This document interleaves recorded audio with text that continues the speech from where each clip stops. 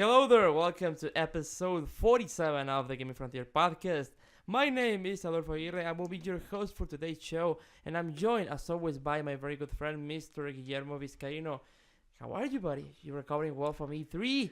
Hey everyone, hey Adolfo. Yes, yeah, I'm. It's odd. We were just mentioning it off the air. I'm recovering. I'm tired as hell, but I'm also very, very excited because it was our first E3, and it was just, I don't know. For me, it exceeded every expectation. It was just as exciting as I thought it was gonna be.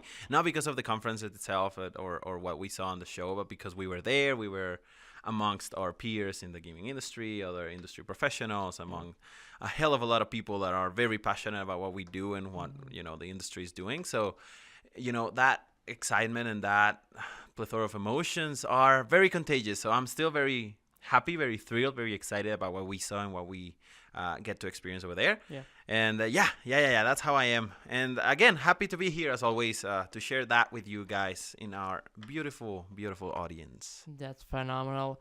If you didn't know, Gaming Frontier podcast is the number one show in Mexico that is all about video games. And what makes it very special is that it is run by game developers. Yes, Woo! we are game developers and we run a gaming show. That's a formula for fun, as you may know. This podcast is part of Gaming Frontier's YouTube channel, where you can find gaming-related content throughout the week. The Gaming Frontier podcast is a weekly show where the two of us discuss the latest trends in the gaming industry, our thoughts, predictions, and in short, everything gaming related. Yes. Let's just jump right into the topic that we have for this week, which is of course E3. Woo! I mean, E3 week just came by. We were there. We had a lot of fun with it, and we were physically at the show. So I think it's a good idea to begin with the discussion of E3 by going through what most people are most interested in, which are the conferences. Yeah. So let's go quickly to each one of them because there were a lot of them, Yes. and because we don't have that much time. So let's go quickly with our overall thoughts and impressions of each one in the order that we presented. So let's start with EA. Yeah. EA Play. I think the weakest one out of the whole show. Not bad, but definitely the weakest one. The one with the least, the least surprises, and as well the worst presentation overall. I mean, the way it was presented, I think. Yeah, overall, it's not to say that it was bad. It was not bad, but it was the least exciting, the least emotional, the least...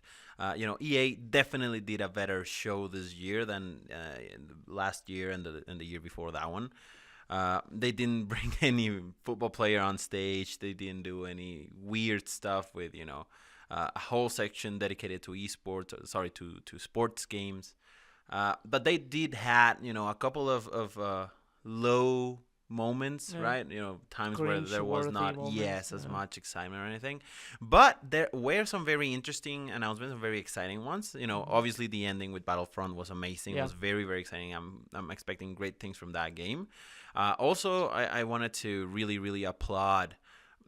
Her name escapes me right now, but the presenter, the girl that presented Battlefront, which is also the actual actress that's portraying the main character in the story in Battlefront. There was an air of you could see that it was a real excitement that was going on with her, right? She was like, "Oh, and I'm here." I'm like, she was very genuine, exactly. So that was very commendable. And one of my surprises actually from E3, a game called A Way Out, which was extremely interesting and very, very exciting. And again, following this trend of EA Originals, the program, with very interesting hosts actually making the announcements. In this case, the actual game director for the game.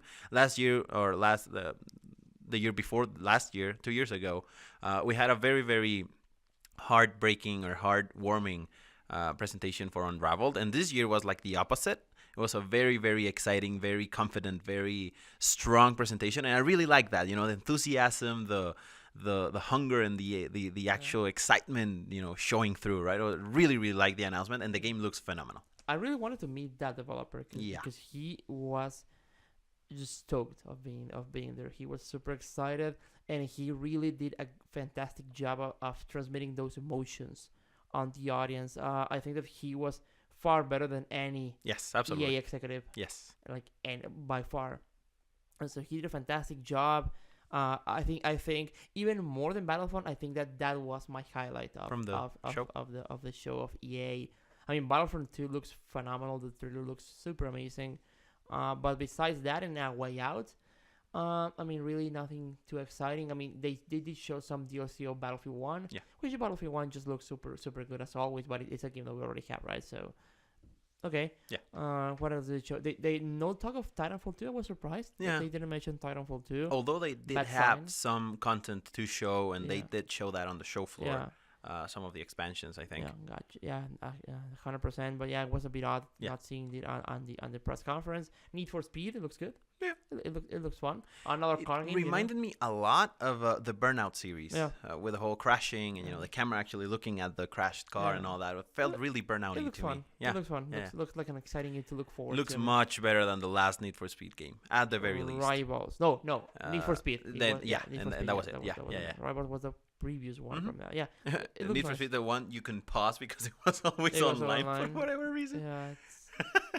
So anything is better than that. Yeah. But absolutely. this one actually looks like a neat racing game, so I'm looking forward to it. 100%. Yeah. I mean, not a bad conference, but definitely the weakest one out of the bunch. Agreed. Next one, the longest one, and probably the biggest one in many ways. Microsoft. Yes. Microsoft came swinging with the big guns. Yeah. Just a minute the conference began Right. with the unveil finally of the Xbox One X. Yes. Previously the Xbox Project Scorpio. Yeah. Now the Xbox One X. Weird name, I think. Yeah. Because it's a bit confusing with the XS, Xbox One S, Xbox Yeah. One X. I mean, it's not It's too odd, convinced of that. Yeah. But I don't mind it too much either. And they showed the console and then just went game after game after game. So you did watch the conference again, Right. After watching that at the YouTube launch live at E3 where we were watching the conference with Yes. other people. But you watch it at your home, no interruptions, like just fully focused on that one. What do you think of it? I did mention it before to you off the air. When we saw it, and for you guys that don't know, there was this lounge nearby the convention center that was actually screening the conferences, and we were there at E3 and we saw it, and contrary to what we thought it was going to be, there was a lot of interruptions and distractions and people talking, and then the camera crew just going back and forth, and so you couldn't really focus on the actual conferences. There were some audio issues, there were some video issues, so there was a lot going on that really didn't allowed us to really see the conference itself. After the conferences, we actually all agreed that Microsoft didn't have that much of a strong showing, based on what we saw. But after I re-saw the conference back home, my thoughts on it changed dramatically. I mean, there are obviously some things in common that didn't really change, and showing cars on stage is still something that I don't understand. It's for me, it's dumb. I don't really know why if they're gonna go longer than 90 minutes. I mean, they could chop some things off. That was one of the things that I would be like, don't do that on a gaming show. But I mean, whatever. It's their style. 100%. Yeah. But the fact that they started out the conference with this very cool real video that was not gaming related, just a video about this girl playing, and the whole Scorpio thing that they pushed so strongly. The unveiling of the actual box that was just right there, and it was a very small box actually, and a very small hardware piece.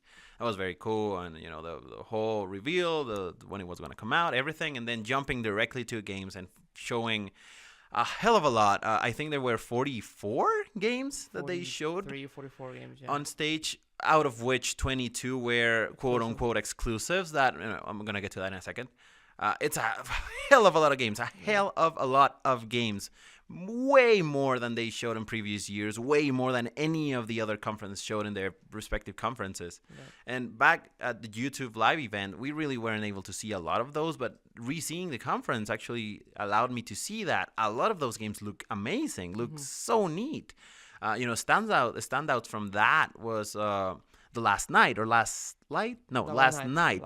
pixel art game that looks extremely cinematic and extremely well polished. That was very, very intriguing.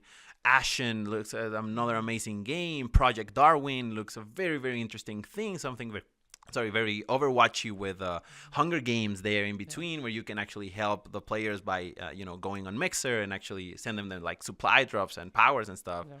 Other games like the name escapes me. It's a game about a guy with a guitar. The Artful Escape. That's the name. And it looks so unique, and the soundtrack looks so neat. Tacoma, and very, very, very good games that you weren't able to really focus on during the presentation, but that were there, that were actually very neat. Black Desert, I mean, hell of a lot of games. Now, what I wanted to get to with exclusive, they mentioned they had 22 exclusives. There was a lot of confusion going on in there because, I mean, they always have the world premiere thing going on before the trailer. World premiere means nothing other than it's a multi-plat that's just making a reveal right now on stage. Then they had something called launch exclusive, which basically, after seeing a couple interviews, means that there's no contract forcing a developer to stay on the platform. But the first console platform where the game is going to be launching, it's Xbox. So the game might stay as an exclusive for Xbox, but it's not a mandate, a mandate. Most likely not. Yeah, not most likely not exactly.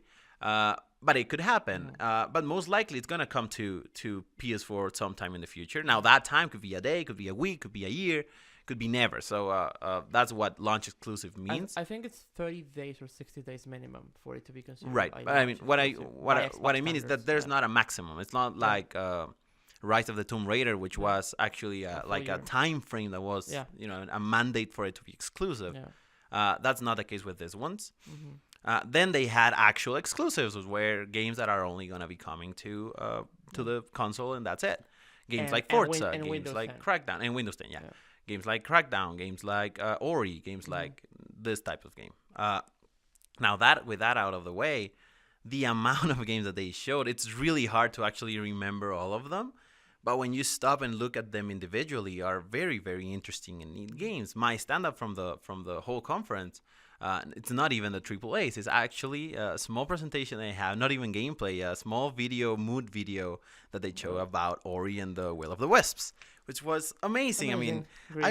I was shedding a tear when there was this guy on stage playing a piano. Well, he wasn't actually playing, but I mean, he was quote unquote playing a piano, and the song was so powerful, emotional, and the visuals were striking. Yes, and there was a very neat couple words they mentioned about how this industry, it's also an art form, and how it should be appreciated the same way you appreciate a book or a movie or art and paintings and whatnot. So it's absolutely right. I mean, after seeing Ori and the Will of the Wisps, you get to understand how it's always been, but you get to see how this is a beautiful art form.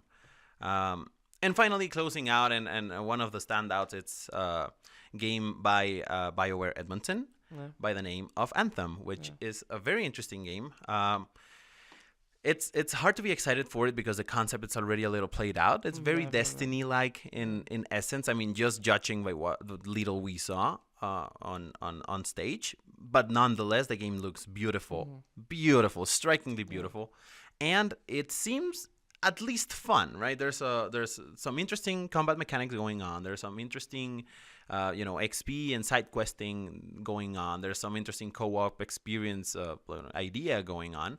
The only thing that I mean, that's all aspects that are already being played out on different games, and Destiny does a great job at that, and other games do a great job on that. What I want to see about this game, and that I'm not ruling it out, I'm sure it's going to be there somewhere, I hope it's there somewhere, is the amazing storytelling elements that BioWare's Edmonton, it's able to bring to their games. This is what I want Mass Effect to be. This is a game that I want to I want this game to have all of those storytelling elements that Andromeda was lacking. I want this to have, and they didn't show that, but I'm cautiously optimistic that because it's BioWare Edmonton doing the game, there has to be something going on, right? At the very least, the facial animations look fantastic, and that's a very good step up from previous BioWare work. So yeah, I'm excited to see more about the game. And after seeing the conference again, I have to say, and I have to admit, and maybe I'm a little colluded because I'm mostly an Xbox player more than I am a PS4 or a Switch. I want follower. Follower. Enthusiast. Thank you. Because fan, it's a word that's been dirtied last years. It has a weird connotation. Yes, exactly. Yeah. So because I'm more of an enthusiast for the Xbox platform, it might seem like not much of a surprise, but it turned definitely into my favorite conference from the entire. Really? Yeah, from the entire plethora of conferences. Wow. There's one that's very close, but after thinking it coldly and unbiasedly. I cannot give Bethesda's my vote because I was there. So and we're gonna get to that, but I have to say that it was the best, on my opinion, my humble opinion, the best conference of E3. Yeah, Microsoft for me had a good showing. I mean, also a very big thing for me was the backwards compatibility. Oh, that's right. Yeah, that's right. They announced that the Xbox One will be coming backwards compatibility with the original Xbox. Yeah, and that you can connect your one to an OG Xbox. And play System Link. LAN parties. That's phenomenal. That's awesome. That's great. Yeah. I think Microsoft did a very good job of showing me quantity of games, games that I can enjoy on their platform. I mean, for me, someone who doesn't play on PC, I mean, even if it's an Xbox One and Windows 10 exclusive, for me, it's an Xbox One exclusive because I don't care about playing on Windows 10. So that's and just for me personally, they did have real exclusives, like a lot of them, right? Like 22 or 23 exclusives. So that's great. I was very interested by the Lucky game. Oh, that's right. The Super rare, Lucky Stale. Something like that. Yeah, the rare looking kind of game, the 3D platformer. And I like how the game looks just because I'm a sucker for 3D platformers. Right. Really. And it looks very neat. It looks very much like the old school type of platformers, which is great. I think Microsoft did a good job of showing me what can I look forward on the coming months and years on Xbox. I mean, in terms of smaller games, in terms of indies that I can be getting, that's in terms of content. I think that they failed at convincing me or convincing people of the Xbox One X. Right. Because I didn't see a single reason to own an Xbox One X. Like, I didn't see a single one. Forza looks nice for 4K 60 frames per second. That's impressive. But I think we expected that of a racing game, a Forza game. I didn't see like a big AAA exclusive that was convincing enough to get an Xbox One X. Assassin's Creed looks neat, but it's a multi-plat game. I mean, really, I thought they were gonna make a bigger deal out of Crackdown, and they didn't. Thing about Crackdown I'm is that it worried about that. Visually is not as striking as I thought it was gonna be. Yeah, it isn't. It's it's not bad, but it's not impressive at all. It kind of looks a bit downgraded, I think. Yeah. I mean, and I thought they were gonna make a bigger deal out of that game, and they didn't. Right. So that makes me worry a bit about the current state of that game in particular. So I don't know. Like, I wasn't convinced by the Xbox One X at all. Like, absolutely not. I still think that Microsoft lacks a proper exclusive catalog in terms of AAA games. Like, I think they're still failing at that. However, I think that the large quantity of smaller titles of indies that are coming to their platform makes up a bit for that. But they still, I think, need that. They still didn't convince me in many ways. But anyways, I mean, I'm happy of owning Xbox One because I can look forward to 23 or 22 new exclusive games that I can play on the PS4. So right. I'm happy for that. Yeah, it was a good showing. I expected a lot more, to be honest, but it wasn't bad at all. I absolutely agree with you in that, and not just with you. A lot of analysts out there agreed on, Microsoft. I don't know if it's really Microsoft, but Xbox One X is a platform that I don't really know who's targeted at, right? Is it for people that's on PlayStation 4 that you want to make switch towards Xbox, or is it for someone that's not yet on the 8th gen, or is it for someone that has a base Xbox One, or is it like, who are you trying to sell this console to, right? Yeah. It's a very, very odd thing that I don't think they answered. No. But nonetheless, I mean, if they can bring interesting games like Days Gone, or interesting games like God of War, or Detroit, or things like that are AAAs and that are very, very appealing, then you can solve that problem, because people are going to be interested in playing them, because people is always interested in playing them, and the best quote-unquote visual fidelity possible, and in that case, then this is the platform for that kind of people, I guess. I was expecting like a big AAA product with a budget like the size of Assassin's Creed Origins, like something on that level, but but being exclusive, right? Yeah, to the Xbox One brand. right. So being a exclusive game that you can play on the Xbox One or the Xbox One S, but you know that the X will be if you play that on the X, it will be running 4K. So I was expecting something. Take for instance Anthem, right? If Anthem would have been an exclusive, then it would be wow, okay, this is a huge game that's only coming to this platform. 100%, yeah. So I mean, I'm still not convinced by the X, definitely not. But I'm definitely happy of having an Xbox One because I'm gonna be playing a lot of new indie projects. I hope that they push them well enough in the month or weeks leading to release of those games, so we can, so that they can remind us of all of this, because we cannot keep track of 22 games. Right. Like that's too much, especially if they're in this. Like that's too much games to keep track of. So they better do a good job correctly and do a good job of pushing them on Xbox channels, on gaming channels, right? Absolutely. So if they do that, I think that they have a good chance of selling the Xbox brand as a whole better on the coming months, right? Which, being honest, I think that's what they've been focusing on, right? Not selling the X per se, but selling the Xbox family of systems. It's interesting. Also, quick mention, worth noting mention to Metro. Metro was a world exclusive at the at showing. It's obviously a multi-plat, but it looked very neat, very neat. I was really not expecting another Metro game this quote unquote soon. But it looked very nice. It looks super phenomenal. Yes. Like, visually speaking, it looks super nice. Yeah. So let's jump to the next conference. It was a very special one for us because we were there. Yes. So I mean, bragging, whatever, but we were at the Bethesda press briefing. We got in.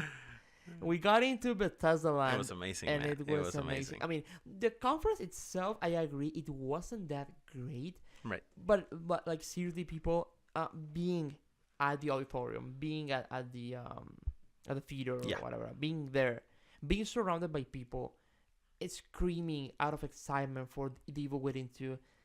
That in by itself has a way different vibe. Yeah. Gives you a way different feeling than watching it at home or on a TV. It just gets you more excited because it's contagious, you know. Yes. It's just a fun thing to be part of. It's just super exciting. I remember I mean, the highlights were, of course, Evil Within 2 and Wolfenstein. So when both of those two games were revealed, people were just ecstatic. We were just screaming around us, and that was sharing that emotion was super fun. And then when both of the trailers ended and we saw the release date, October 13 and October 27 respectively, that was, I mean, just hearing and sharing the screams out of excitement at the auditorium, that's a unique thing that really nothing can surpass, I think. So, I think Bethesda was one of my highlights out of the whole E3 week, just because we were there, really. Right. Yeah. Really. Yeah, absolutely. And both games look phenomenal, by the way, so, Yeah. I mean, there's not much to add to that. It truly was fantastic being there and sharing, as you mentioned, the energy and the excitement. About the conference itself, it was better than EA's, in my opinion. No, by far. Probably better than Ubisoft's. Okay. And that would be, like, from the bottom up, that would be my third conference in terms of preferences. Being there, it's a huge hub. Yeah. But in terms of what they showed, I mean, I'm excited. Don't get me wrong about Skyrim coming to Switch and all that. But Skyrim, it's a game that's already been milked to death. It's a game that we know of, we love, and don't get me wrong, it's amazing. But I don't really, I'm not excited anymore for Skyrim. I'm excited for what's coming next, right? For the future. Wolfenstein and Evil Within, as you mentioned, were absolute highlights, and I love those. The Elder Scrolls Online, I don't really play, and I don't really have much of an incentive to, so I'm not really looking that much forward to it. What else they showed?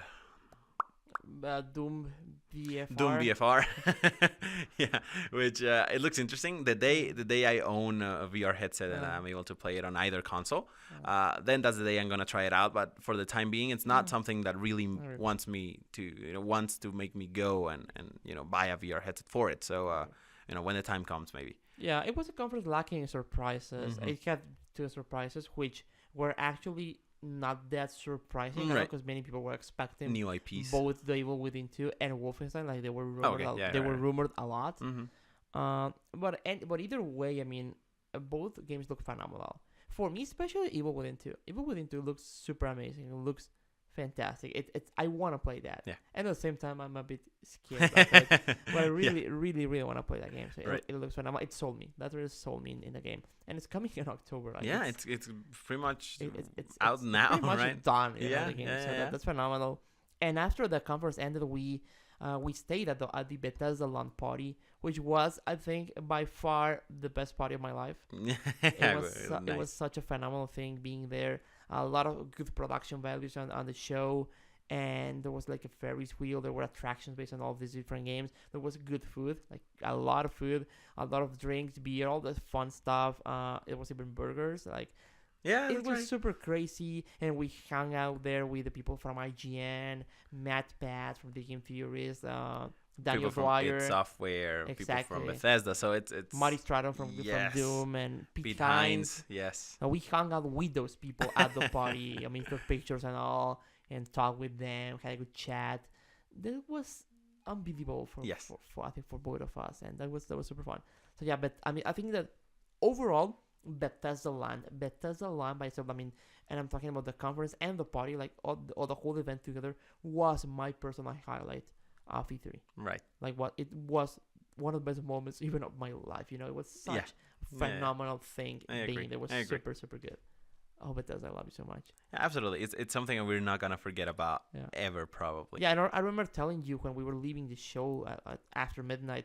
I was just telling you, man, as soon as I get back to Mexico, I'm gonna buy every Bethesda game that I haven't bought already. I'm gonna buy those games because I just feel so. And have you? No, I haven't. but I must. I'm gonna do it. I'm gonna do it this week. Nice. But I came out of that event feeling as a Bethesda enthusiast, which I wasn't. I mean, I was the super biggest Doom fan over here, but now I'm a Bethesda enthusiast. Right. So it was super, super awesome. So yeah, that was a good thing. And for the third year in a row, they proved that they have enough to show to make a conference. They have absolutely all it takes to have another conference, going every year. Yeah, the only thing that I was expecting out of the Bethesda thing that I didn't get was a Doom expansion. Right. Like Doom single player expansion. I was expecting that. We got the Doom BFR thing, which I mean, if you've been listening to the show, I don't care really much about VR. But it was nice seeing Doom again because I just love that game so much. Right. But even within Wolfenstein, I'm sold on both of those games, which I must get to play the previous ones because I own both copies of the games and I haven't played them, either. But I must do it. Those may be my next two games, to be frank with you. Next thing that was next day, Monday, the Ubisoft show happened, and it surprised everyone because I think that many people can agree that it was a conference that we had the least expectation out of, especially coming from last year's showing. Nobody expected that much from Ubisoft, and they freaking nailed it. Like they began the conference with Shigeru Miyamoto on stage. Yeah, What the hell, and showing a very interesting game. Mario Rabbids with Shigeru Miyamoto and Guillermo just playing around with the guns, and then showing the producer or the director of the game. I don't know what was his role. It was a man sitting on the auditorium. He was like you could see in his face he was about to cry. Yeah. Out of the emotion of having his game being shown at the conference with Shigeru Miyamoto in there, on stage. That was the legend himself, So I think I would be crying as well if I was that guy. It was super, super awesome. I mean, the game looks phenomenal, and we will get to that game later in the discussion, but we will get deeper into that. But it looks very, very nice. Yeah. They showed, in my opinion, one of the best edited and produced trailers of the entire Absolutely, E3 yes. showing. I agree. It was a great trailer that sold me on the game, that made me smile the whole thing. So that was fun. After that, I mean, I don't remember the order they showed the stuff, but the highlights, I mean, they showed Assassin's Creed Origins again, which still looks phenomenal. I mean, it looks like the best Assassin's Creed so far that we've seen.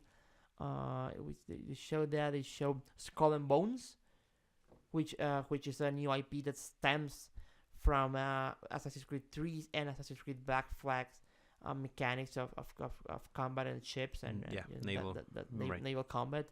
And it's a game that is just that, and it looks super, super nice. I mean, to me, it looks very nice, very attractive. But it's coming out at 2018, so it's a long way out. A long way. Well, that game looks nice. They show, I mean, Beyond Good and Evil 2, which obviously extremely excited for. Extremely excited for. Although I was expecting, and I did mention it to you during the conference, that I initially thought that Evil Within, Beyond Good and Evil 2 was evil. Yeah, I know, right? I really thought that they were gonna be making that game exclusively for the Switch. I originally thought that because of how the rumors were pointing towards that it was gonna be coming to Switch exclusively. In a way, I'm glad that it's not, because I really want to play it on whichever platform. I don't really mind, but on beefier hardware. Yes, yes. I don't want to make it sound like the Switch is not capable of delivering a game that's not appealing or that's not good enough. Everybody knows you're a graphics whore. Just kidding. But yeah, I think it's better if the common denominator is a little higher up. So I'm not doubting that it's gonna be on the Switch, but I think that if it's coming multi-plat, it's gonna have probably a little bit more. Not just in terms of, because I mean, if it's coming to several platforms, then it means have bigger funding, and that means a better game too. So that's what I'm glad to see. But it surprised me that it was not gonna be coming exclusively to the Switch. Even, I mean, because they were very keen on showcasing. I mean, Miyamoto was there with Vizcaíno and all that. So they really were very adamant on showing that Nintendo and Ubisoft have a very fruitful and deep connection and relationship going on. That's very healthy. But I'm glad that Evil, God damn it again, with Beyond Good and Evil 2, it's coming everywhere. And we didn't see anything gameplay wise, but the theme and the undertone, very charismatic, very comedic, very dramatic in a way, but without stop being lighthearted, right? It's always lighthearted, and that's a very, very interesting theme to run with. So I'm very interested to see, how can they make a new game out of all this. 100%. Yeah. They also showed the Crew 2. Yeah. Which, I wasn't expecting a lot, really. But I was surprised when they showed that there are even planes and boats. Yeah. They're expanding from land to the sea and air. That That is exciting. Absolutely. Now they got my attention with this game. Yeah. So that's very, very cool as well. They also show a cool VR horror game called Transference. She looks very interesting. I mean, I'm not a VR guy, that's right. but it looks very, very appealing. It looks the one with the girl sitting and hooking up a USB cable to her face. That looks interesting. That's a show a game that kind of remind me of Skylanders called Starlink Battle for Atlas, which is this game that you have these toy chips, like physical toys that ships, and you can change parts and you can interchange the parts between them. Right. And that's coming for all consoles, including the Switch. The gameplay of that game looked interesting to me, looked appealing. So I'm interested in seeing more of the game. I'm a little worried about the fact of how costly can it be, because of the toys that you must buy. But I'm interested in seeing more of that. And if someone can pull that off, I mean, in terms of having that big of an outreach to place physical toys on stores, I think Ubisoft can pull that off. And my personal most anticipated game from Ubisoft, Far Cry 5. Yeah. They show more of that, and I'm super excited about the game. I mean, absolutely. It looks more Far Cry, which is something that I want. Definitely. Looks nice. Yeah, so Ubisoft had I think, an overall excellent showing. Unexpected. And many people are even calling Ubisoft like the best show at E3. I've seen many people do that they agree that it was the best press conference out of all at E3. So that's a surprise coming from previous showings, and I'm Right. glad for Ubisoft. Yeah, absolutely. I'm super super glad. Although I'm sad that Aisha Tyler wasn't there to Yeah, host it. I miss her Yeah. a lot. Yeah. But I mean, I think that in many ways it could have helped because it was delivered faster. You know. Yeah, absolutely. Yeah. That's what she can be Just Dance, but I don't care about Just Dance at all. Really. Right. Really. So yeah, coming to the Wii, by the way, the Wii, Not Wii U, Wii. also Wii U. Well, coming to the Wii as well. Yeah. It's coming to 3 generations of Nintendo hardware. It's coming to the Wii U, and the Switch. What the hell is Along going on? with 360 and PS3 Yeah, and it's PS4 super odd. and Super, Xbox One super, and super odd. Switch and Anyways, mobile. yeah, super odd. Anyways, moving on. Sony. Right. Sony had their usual press conference at the same time slot. They had a nice show in myself. I think they lacked surprises when compared to previous years where they usually did that. The real surprise of the show were obviously Monster Hunter World. Yes. Which that was super a Yeah. big thing, like having Monster Hunter back on on. PlayStation. Yes. That's a big punch for Nintendo. Like that hurts. That and the Shadow of Colossus remake. Remaster. And that was basically. Yeah, I think Sony, sadly, they reached that point where, and this is something I've been thinking for a while now, that, because they tend to show things that are so far along the pipeline on their conferences, you reach a point where you either show or talk about things that are really way up there in the pipeline, or you stick to what you already showed. And I think that they reached that point where they showed God of War again, which looks fantastic, just amazing. That serpent of the world serpent at the end looks sick, looks so great. I'm so excited for God of War, but it wasn't a surprise because we already saw God of War last year. Detroit. I don't know how to spell that. Was there and. It was very confusing. It really, really shifted a little bit on. I don't know if I got it wrong the first time or if they really shifted a lot of the theme behind the game on this new trailer they showed. It now feels almost like a Deus Ex kind of game with the whole machine versus human theme going on, rather than the detective play that we saw last trailer with you're investigating a murder and you have different pathways that you can take and choices that will affect the outcome and all that. We saw more of the Spider-Man game, which was the ending of the conference, but we already saw that last year too. We saw. It looks very nice. That looks amazing. Looks amazing. Yeah. A very, very extended look at the game. We saw Days Gone, and we also saw gameplay. But again, games that we already knew about, and it's even though it was a very good conference, and in my personal list, I would put it on second place in terms of how great it was, because I love the live performance at the beginning. I love to see games that I love, like Shadow of the Colossus, or games that are very promising, like Days Gone and the Uncharted expansion and all of those. I think that because they started with expansions, namely Uncharted and Uncharted and what was the other one? Horizon. Thank you so much. Frozen Wind. Yeah, something frozen with snow and stuff, which looks great. I mean, it looks very interesting. But again, expansions, and then VR, a very long segment of VR, which I'm not yet so interested on, even though some of those games look very interesting and very neat. And then closing off with games that we already know, it's like, okay, there weren't as many surprises, but it was a very good showing overall. And it was just good. I mean, they had some issues there with audio at some point. At the beginning. Yeah. Which was unfortunate, but I mean, things happened. And I think they weren't lucky enough because they had some shots of the crowd at some points. But the crowd wasn't that into it, I thought. It was very, very odd to see the crowd reaction and then everyone just looking at their iPad and writing. And they're like, okay. There was one shot that was that dude just just into it, but it was just one shot. The rest of them were super awkward. Yeah, which was odd. Coming from previous conference when Final Fantasy VII Remaster or Remade or not Remaster was Remake? Yeah, it's a remake.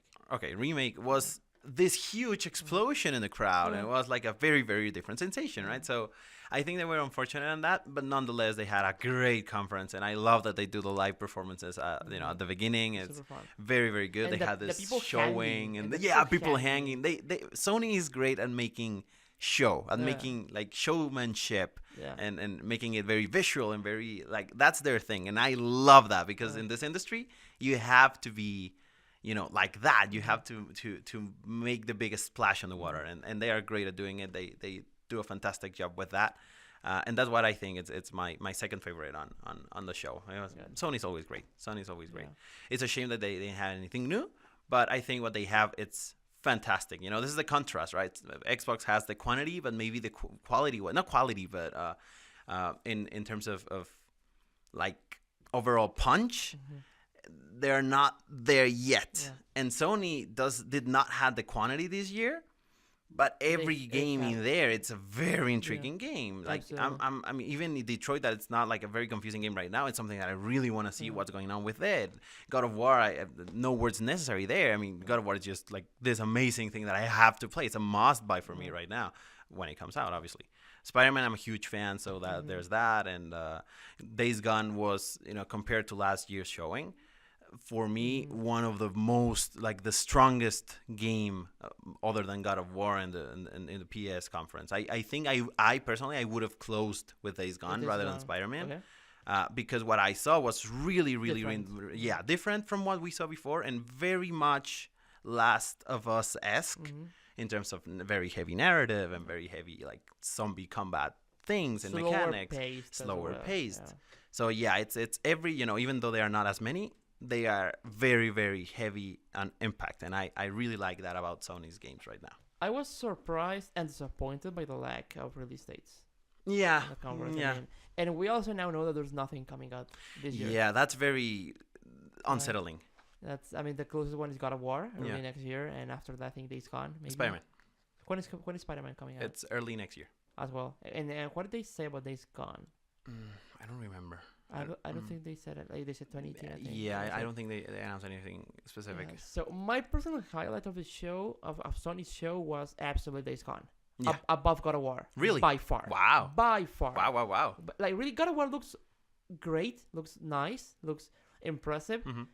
But I'm still not 100% sold on it. Okay. I don't know. Like I think I need to play it to really get into it. And that's fair. That's a fair Days Gone argument. I just saw Days Gone and I was like, oh, this is like The Last of Us. And anything that seemed like The Last of Us for me, it's a win. I saw a lot of cool things in there that I really liked, and it seems to be this. I saw signs of the game pointing towards an emotional tale, which I'm 100% sold on that. The second highlight for the show for me, it was something that I didn't expect that I would like that much, was Spider-Man. Because you know me, I don't care about superhero stuff. Like I don't care at all about superhero shit. But man, that gameplay demo that is showed, it looks very production heavy. Like it looks like very well produced.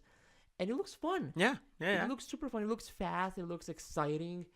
It looks just fun. Yes. So I was sold in Spider-Man as well. Platinum is doing a great job with the franchise. Absolutely. And I'm very, very intrigued by God of War. I want to see more of God of War, and I want to see more of Detroit as well. Yeah. To be convinced of those games. But in terms of quality, I think that they nailed it. Yes. I was just expecting a bit more announcements. Yeah. More surprises like Shadow of Colossus, which I'm super excited because I didn't play the first one. Oh really? I haven't played the first one. Whoa. So I know that it's a must one.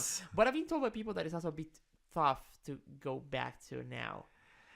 So I'm really looking forward to playing it on DHD. That makes sense. I mean, your excitement now makes a lot of sense because I mean I saw it and Shadow of the Colossus, even though it's one of my favorite games of all time, it's a game that's I've already played on PS4. On PS2. Two. Okay. And then it came to PS3 through a port or a remaster-ish thing. Then it was relaunched with a combo of all the, of Shadow of the Colossus plus Ico. Then now it's coming. Well, it came actually to PS4 through the PS Now platform, and now it's coming as a remaster. So it's like, okay, I mean, we've seen enough, retakings of Shadow of the Colossus, but nonetheless, it's a very, very good game. So if you haven't played it, you have to play it. I will. And I would wait for this remaster to come out for you to try it. I will. That's what I want to do. Right. And I'm super excited about that. I just hope it comes soon enough. But looks super, super fun. I'm hoping next year maybe. It would be super nice. It's a cool surprise if it's coming out later this year. But I don't think so. I don't think so. And that's really, really something that unsettles me. That there's no 2017 big PlayStation thing again. Yeah. It's really unsettling. But I mean, they're gonna be riding on the Horizon thing. I think that's their plan. Like they are shifting their, instead of focusing on holidays, they are now shifting and to focusing on early. Yeah. The early spring time period for their big games, and that's a good spot. If you look at the numbers, it's working for them. I mean, they're selling a lot of consoles, and they're also selling a lot of software units from both Uncharted and Horizon are doing excellent numbers. So I think it's working for them. But anyways, moving on to the final show. The final showing at E3 was the Nintendo Spotlight thing. It was another show that I didn't expect. Like, I didn't expect really nothing out of that. And just 30 minutes. So honestly, there was pretty much nothing. Pretty much for me, except for one or two things. I was expecting that they would spend like 10 minutes just on Mario Odyssey. Yeah. And oh man, they didn't. They spent like 2 minutes on Mario Odyssey. Yeah, it was a short showing. And I mean, let's just get straight to the point, man. Fucking Metroid Prime. Finally. 4. Finally! Metroid Prime 4. It's happening, guys. It's happening. It's happening. We sadly enough, we weren't together when we saw the announcements. Yeah. But dude, I was at the gym and like I had it on my cell phone and I was on the treadmill and I was like, I saw the space dust, I guess, forming the S. Yeah. And we're like, oh my god, and I stopped on my tracks and I was screaming. I was literally screaming. Yeah. And then the 4 showed up. It's like, oh my god! It was so great. When I saw the S, I was like, oh shit, it's Metroid, finally. But I was, okay, so it's gonna be a 2D Metroid, a Metroid Other M kind of thing. Right. What? And then I saw the 4, and I was like, no shit, no, this is not happening, And then the 4 moved to the right, Metroid and Prime, then Metroid Prime appeared on screen, and I just went nuts. Like, we were staying at an apartment complex, and if there was anybody in any of the adjacent rooms sleeping that time, I woke them up. Yeah. Like 100%. I woke everybody up. I just went crazy. I began calling some friends over here. Right. I just got a lot of calls, and we were just screaming, you know. Yeah. I even woke some people up over here in Mexico, and when I told them the news, they were like, "What? Really? No shit!" And we were just screaming. We just went crazy. Yeah, man. I'm so happy about this. I'm truly so happy about the announcement. We mentioned it here and we mentioned it several times. This is the only thing Nintendo for me needed to do for me to buy a Switch. 100%, yep. It's the only thing they needed. And I'm sure that they knew that because I mean, it's not normal for Nintendo to be like a 30-second trailer. Yeah. With the logo of the game. And it's not even a new logo. It's like the same Metroid Prime logo, just photoshopped on top of a 4. Yeah. And that's it. And it's all they needed to do. And it worked. Look at how much noise they made with that. Absolutely. They knew that they had to get some extra hype on the platform. Agreed. And they did that with Metroid Prime 4 and with the announcement of the new Pokemon mainline RPG game. Yeah. Because as you said, even when they didn't show anything about that. Exactly. But as you say, Nintendo usually shows the games when they're ready to be shown, like they show gameplay, right? And they didn't this time with these 2 games. But man, if you look at the headlines, besides Mario Odyssey, these are the 2 most talked about things: the new Pokemon RPG game and Metroid Prime 4, and we didn't see shit from them because Nintendo. I mean, man, this is what they had to do. I mean, even if we didn't see the games of them, we talk about how they needed to bring hype. They needed to drive hype. They nailed it. Yeah. They did that. Yeah. They achieved that. And that's all I'm with you. That's all that they needed. I'm just, man, it still feels like a fake leak. Yeah, I know, right? I know. It's coming. It's happening. I don't know. I don't know if it's even coming next year. I don't know. No, I don't think so. But just knowing that it's coming, I'm just so excited. I want to see the game next year. I want to see the game a year from now. I'm just oozing excitement now. I'm on the Metroid hype train right now. I really hope that they have I mean, that they're not like just starting development. I really want to see this game as soon as possible. Yeah. But It will realistically, change. I don't think it's gonna be coming anytime soon. I Yeah. think this is a 2019 game probably. They didn't even announce what studio was doing it. I mean, Yeah. they just say that it was a new team led by a longtime producer, Yeah. and that was it. And so I'm sad because I want it now so badly, Yeah. but I'm excited that it's finally happening. I'm super excited, and jumping a bit off from the spotlight, for us Metroid fans, like they do have something to look Oh forward yeah, to yeah, sooner. absolutely. After the spotlight, they announced Metroid: Samus Return, which is basically a full reimagining of Metroid Two on the original Game Boy game. The one of the toughest games to go back to. They are reimagining the game for the 3DS. It looks absolutely amazing. And it's coming in September, and I'm super, super hyped for that game. Nice. Like, that's a day one game for me. I'm pre-ordering the shit out of that game. And I'm just, man, Nintendo delivered to me a Metroid Prime 4 and a new 2D Metroid on the same day. Yeah. Wow. You're They want me back. Yeah. You know, that's all they needed. That's all they needed for me. Yeah, I'm super excited. And going back quickly to the highlights of the spotlight, they showed Xenoblade Chronicles 2, Right. the Fire Emblem Warriors game, Yep. Mario Odyssey, which looks super good, super great. They also a new Kirby game. They showed a new Yes, Kirby game, yeah. which looks, I mean, more Kirby. Like, okay, that's nice. A highlight for me, something that I really like, a new Yoshi game. Oh, that's true. Because I don't know if I talk about it, but Yoshi. That's made on Unreal, by the way. Yeah, Unreal Engine. That's exciting. Mhm. I don't know if I'll talk about this on the show, but Yoshi is my favorite franchise when about 2D platformers. Like my favorite 2D platformers are Yoshi games, so I'm excited about that. I'm very excited about that. Yeah, and the Pokemon thing, and then I think I'm. They also showed a little tiny bit of Mario and the Rabbids again. Oh yeah, which looks amazing. Yes. Yeah, and that's I think that's about it. Yeah, I think so. Yeah. I think so. Not much, but I mean, with the Metroid game, that's all they. Yes, I'm ready absolutely. for it. You mentioned it, and Yeah. I mentioned it too. Again, off air. That was for me. That was the announcement of the entire show, of the entire E3. Absolutely. Metroid Prime 4. That was the announcement that I'm gonna be taking away home and cherishing.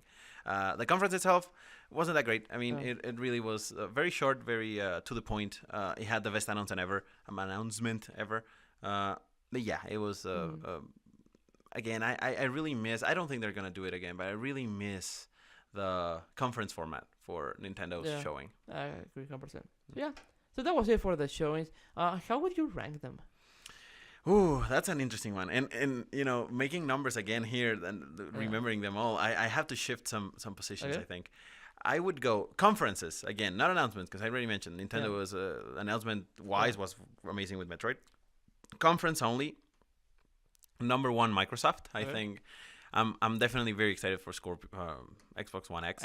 And very excited about some of the many games they showed, including very small games, including Ori, including even Anthem. I'm excited for a lot of things they showed, and a lot of new things that I'm hoping for the future. Then Sony. I think Sony, as always, had a great conference. They are very, very good at doing a good show. Then it gets interesting because I think on third place, I would probably put Ubisoft. Okay. Yeah. Then Bethesda. Okay. Then EA, and then Nintendo. Oh wow. Yeah, I would put Nintendo last, and then the PC Gaming Show. Okay. Yeah. Who cares about that? Yeah. Oh. Yeah. Interesting. That would be my ranking. Your ranking. Okay. Yeah, I mean, Ubisoft really, I mean, they had a great conference, but now remembering what Ubisoft showed, including Mario and the Rabbids, including Miyamoto on stage, including Origins, Assassin's Creed, which looks fantastic. And I'm really excited for that series again after a year's break. They really had one of the best showings in years for Ubisoft and in general for E3. Yeah, agree.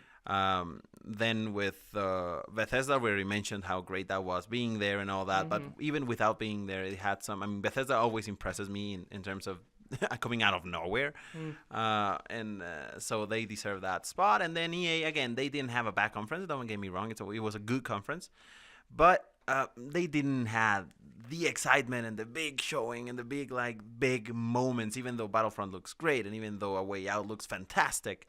I don't think it was enough for convincing me of putting them any higher. Nintendo, again, the conference itself wasn't great. It was just a quick. They didn't even have any comedic shots like with the Muppets last year, or with something like that was truly unique or special. Best announcement ever. And then I forgot. I will also put behind or underneath Nintendo, Devolver Digital's conference, which was so awkward and off, and I don't even want to talk about it. It was awful. Devolver itself was great. I mean, in terms of having presence and presence at the show, and that the fact that they only had press and professionals, and they had some showcasing trailers to show games and all that. It was actually my favorite booth place at the entire E3 thing. Yeah, but conference wise, also I don't want to sound like elitist, or I don't want to sound like wrong, but I like that their space was reserved for industry only people. Yeah. Because I mean, I don't mean that as an offense for anyone, absolutely. But it was a great, like, just being around people belonging to the industry and people who you can get a lot of speaking with them. So the conversations revolved around different things, right? So I agree. I agree with you. All right. How about you? My ranking? Yeah. It's super weird because I can either rank them like objectively as showings, as conferences, right. or I can rank them personally, like during which showings I got the most excited, right? Right. So I'm gonna go with a personal route, okay? So personally speaking, a Nintendo is first one for me. All right. Absolutely. Second one, I'm gonna go with Ubisoft. Oh wow! Okay. Yeah, Ubisoft. I mean, just think my rabbits and Skull Mode looks phenomenal. Far Cry 5, I'm looking forward for that. Assassin's Creed looks great. Yeah, Ubisoft. I think it's the second one. But with a close third place is Bethesda. Oh wow! Just with Evil Within and Wolfenstein, and I mean, being at this show, it's absolutely This would be a very. I'm surprised that's not your number one. Really? In personal, personally. This would be a very different ranking if I weren't at the show. Right. But I mean, Bethesda land as a whole, I mean, it's my highlight of the show. But just the conference, okay. I got more excited with Nintendo. Oh, you know what? Scratch that. So it's Nintendo then Bethesda. Okay. Yeah, Nintendo then Bethesda. Because I was just remembering how much excited I got, and I got way more excited at the Evil Within review than anything Ubisoft. Right. But Ubisoft is the third place. And after that, I'm struggling between Sony and Microsoft. Oh, man. Because I think it's that weird thing because Microsoft showed more. Right. They showed more games, more new things. But the games I saw the Sony showing were more appealing to me. So I'm going with Sony, I think, then Microsoft. And keep in mind that all of these are like very close together. Yeah, sure. And then like a big gap. And then EA. Right. And then like a super big gap, and then the other shit like the Devolver and PC. Yeah.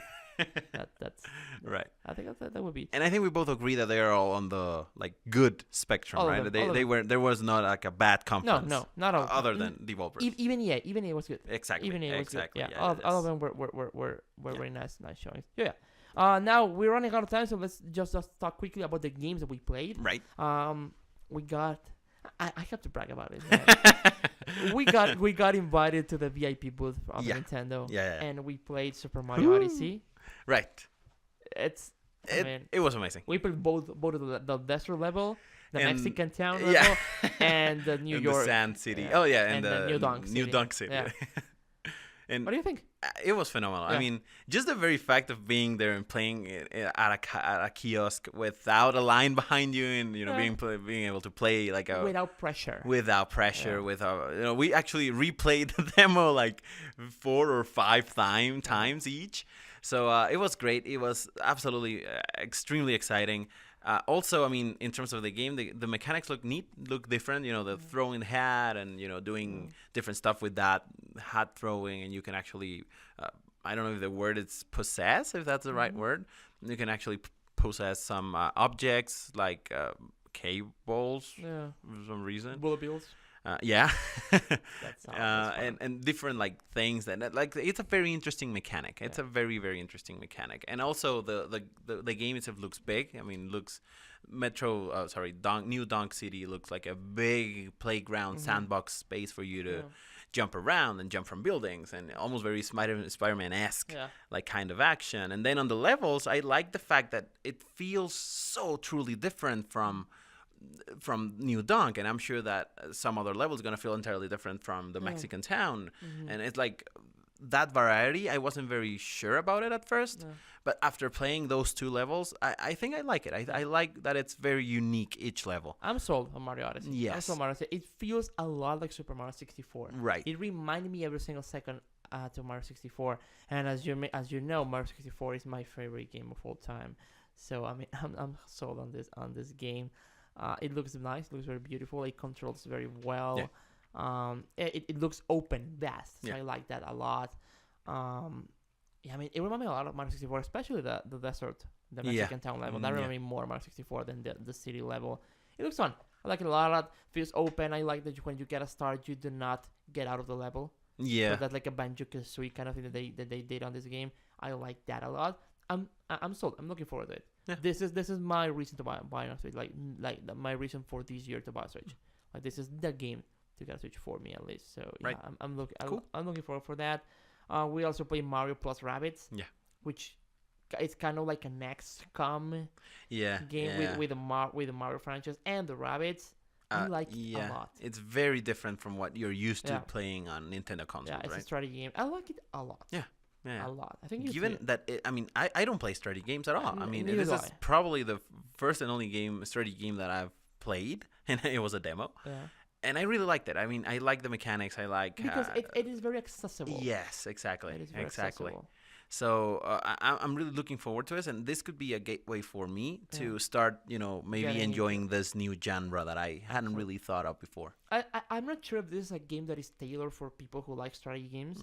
I think that this is a game that is for people who like Mario the Rabbids that are not that into like strategy games. I think this is a gateway, as you said, to get into the genre because it's a very simple yet accessible and even deep strategy game that everybody can enjoy. I had a lot of fun with it. It's very easy to learn, very easy to play, but there's a lot of deep things that you can do in there. And the game has a lot of personality. Yes, there's a lot of character in it, and I like that a lot. I think it will also depend on whether or not you really like the humor from the Rabbids. If you do not like the humor from the Rabbids at all, if you even despise it, I don't know. You might not enjoy this. But I do, and I like it. I like this. So absolutely. Looking forward to this game as well. It's coming on September, or August, or September. I think. Very close. It's very soon. Yeah, it's very soon. Yeah. So I'm excited about that. Then I gotta play Mario & Luigi Superstar Saga plus Bowser's Minions. So this is a remake of Mario & Luigi Superstar Saga from the Game Boy Advance. It's now coming to the 3DS with a Dream Team engine.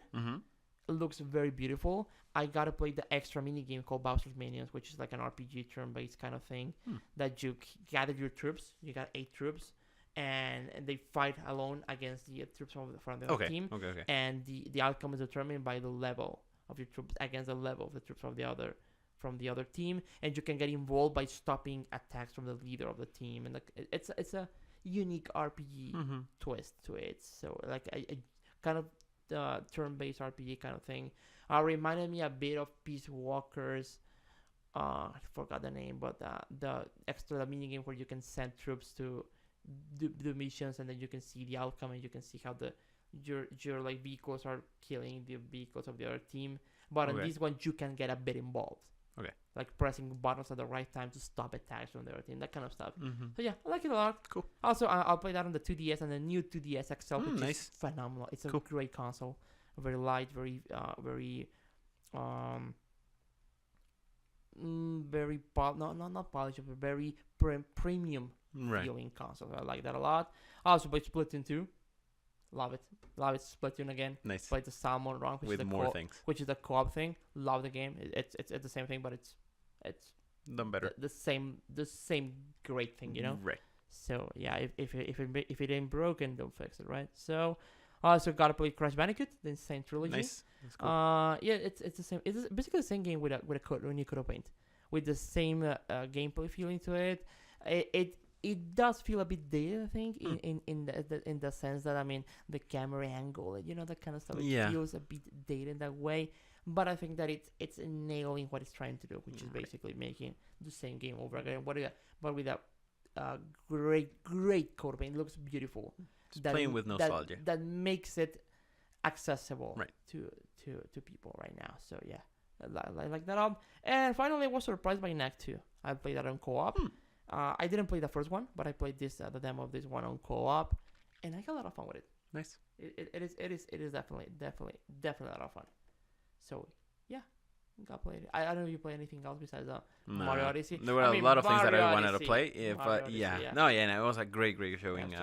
Those were more than worth it for games to be played at this E3. Absolutely. But yeah, I really want to try the World War II multiplayer. Yeah, me too. And Battlefront, but I mean, 4 hour lines. Yeah, 4 to 5 hour lines. It's when you have meetings to attend to and lunch meetups and different things that you want to do, and you have to be looking out for press and all that. So it was just not possible. Absolutely. But even then, it was a very good game to look at. People playing the game. Yeah. It looks fantastic. It looks very, very much very reminiscent of World of War, which is absolutely great in terms of visuals. I mean, obviously, it's World War II.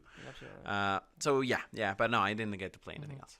So before we wrap up the discussion on E3, because we're running out of time, I just wanted I didn't want to miss this Gaming Frontier Super Ultra Quick Random Interview. All right. And it's your turn to be on the spotlight. So, my friend. Yes. If you don't know, this is a section of the show where we ask a random question to the co-host, and a question that the co-host does not know about. So it's a surprise question just to put him on the spotlight. No idea what he's gonna ask. The question is an easy one. Well, it's a cool one.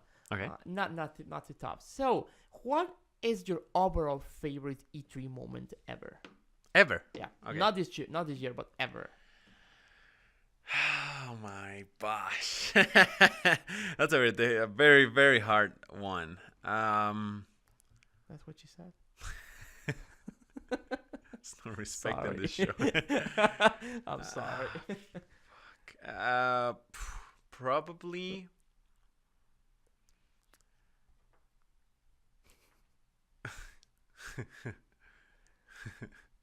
Me Music Showcase. No, I'm just kidding. The Wii Music? The Wii Music, yeah. That was terrible.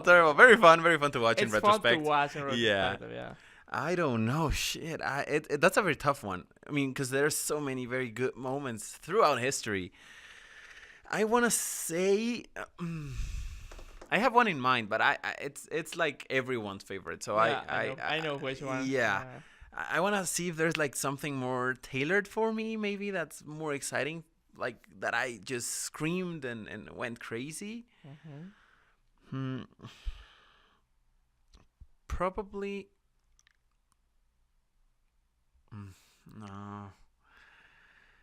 No, it has to be Twilight's Princess announcement. 2004. When Miyamoto with the sword, with the Master Sword on hand, it's and the shield. It's absolutely fantastic. A close second would probably be Halo 3's announcement. It was just fantastic, and the composure, the music that came with the trailer. This trailer was the one with Master Chief just standing on a ledge, and then the Ark actually opening in the desert. And you get to see like the opening and then the wave hitting like the hill, and then the music starts, and it all ends up with the Finish the Fight 2007. It's like, holy fuck, it's amazing. It's so exciting. It's my favorite one. Still to this day is one of my favorite trailers of all time. But as a moment at E3, definitely Miyamoto with the Master Sword. I agree. 100%. Just amazing, yes. Yeah, 100%. Yeah, everyone going nuts. And yeah. Absolutely, 100%. Yeah, that's mine too. That's the one. Definitely. All right. So games coming out is Ever Oasis is coming to the 3DS, RPG Maker Fest coming to the 3DS as well, and Valkyria Revolution coming to the PS4, Xbox One, and the Vita, and that's about it. Yeah, it's so weak, so weak. So what are we playing right now? I've been playing Splatoon. Okay. As I was talking to you before recording this show, I beat the campaign. One of the best final boss fights I've ever played in any game. Like it's super good, super tight, and it was super fun. Play that and play now the multiplayer of that, which is also great. I also began yesterday on co-op Rayman Origins. Oh. Which on the back on the 360 I'm playing that. I'm liking a lot. It's super good. It's impressing me. Nice. I'm being constantly impressed by how the game plays and how the game looks and the humor and the game design of that. It's nice. Great. It's great. What about you? Very cool. I'm playing on my PS4. I'm playing Dishonored 2, Okay. which is so far a very very good sequel to Dishonored 1. I really like that it's so heavy on the storytelling elements. And also the gameplay is amazing. So really, really do recommend that game if you are out there and you haven't played it and you played the first one. It's very, very much a great game. Also, I'm restarting to play Black Ops 2 on backwards compatibility. Nice. Yes, absolutely. It's very thrilling and very exciting. I'm really eager to get back home and start playing again today. Yeah, absolutely. Every once in a while you need that hardcore search. Yeah. It's that. Yeah, it's a fix, exactly. It's like I have an hour, maybe hour and a half before going to sleep, so I'm gonna play a couple matches and just have a quick fun. And that's the game for that, absolutely. And it's a great warm up for World War II. So yeah, that's what I'm doing. Did you finish Mass Effect Andromeda? Not yet. Still on my to-do list. Well, right? And what? And Ukulele. Not yet either. You're missing those two. Yeah, I'm missing those two. All right. So that's it for this week's episode. Thank you so much for watching the show on YouTube, listening on iTunes, and tuning in through the Last Attack. If you enjoyed your time with us, please like the video, subscribe to Gaming Frontier on YouTube. Share with your friends if you like. We appreciate all of your support. You can now reach us on Twitter at _Gaming Frontier and on Facebook at facebook.com/Gaming Frontier Entertainment. If you have any questions you'd like us to answer on the show, you can send us an email to gamingfrontier.contact @gmail.com or leave it on the comment section down below. As every week, we'd like to thank Tecnológico de Monterrey and Mr. Isaac Estrella for making this possible. Head to our channel, watch more content, more podcast episodes, and we'll be back next week with another episode of the show. Absolutely. Thanks a lot, guys, for listening, and as always, remember, always keep playing. See you next week, guys. Bye-bye.